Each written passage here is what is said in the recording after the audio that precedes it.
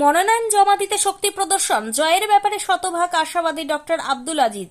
লালগোলা 61 নম্বর বিধানসভা কেন্দ্রের তৃণমূল কংগ্রেস মনোনীত প্রার্থী ডক্টর আব্দুল আজিজ বৃহস্পতিবার লালবাগ সাব ডিভিশন অফিসে মনোনয়নপত্র জমা দিতে এসে কার্যত শক্তি প্রদর্শন করলেন।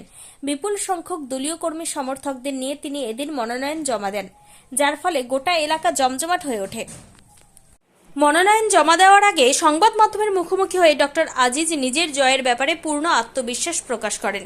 তিনি স্পষ্ট ভাষায় জানান, আমি 100% আশাবাদী যে আমরা জিতব। প্রতিদ্বন্দ্বীদের প্রসঙ্গে প্রশ্ন করা হলে তিনি বলেন, যারা আমার বিরুদ্ধে ভোটে দাঁড়িয়েছেন তারা প্রত্যেকেই আমার প্রতিদ্বন্দ্বী, কাউকে ছোট করে দেখার কোনো প্রশ্নই নেই।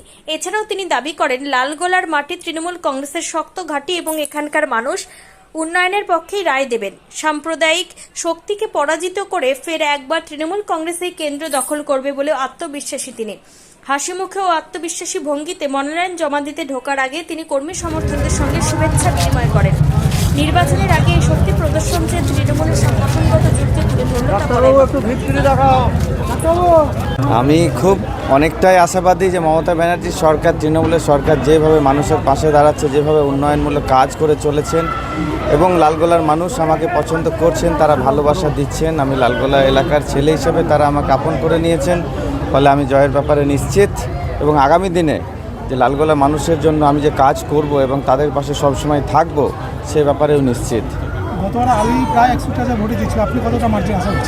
এইবার দেখুন, এই মার্জিনের বিষয়টা বলা এই মুহূর্তে খুবই কঠিন আর কি। কেন কি এসআইআরে যেভাবে বিজেপি এবং নির্বাচন কমিশন মানুষের নাম কেটে দিচ্ছে, তাতে মানুষ চিন্তিত। আমাদের সরকার এবং আমরা সবসময় মানুষের পাশে আছি। আমাদের মোটো আগে ভোট আর পরে ভোট, তবে আমরা লড়াইয়ে 1 ইঞ্চি জমি ছেড়ে দিতে রাজি নই। রাজনৈতিক ময়দান আমরা বিভিন্ন রাজনৈতিক দল তাদের প্রার্থী দিচ্ছে, বাট এখানে তৃণমূলের এটা গড় লালগোলা, এবং লালগোলা জয়ীতে আমরাতে লালগোলায় জয়ী হব সে ব্যাপারে নিশ্চিত।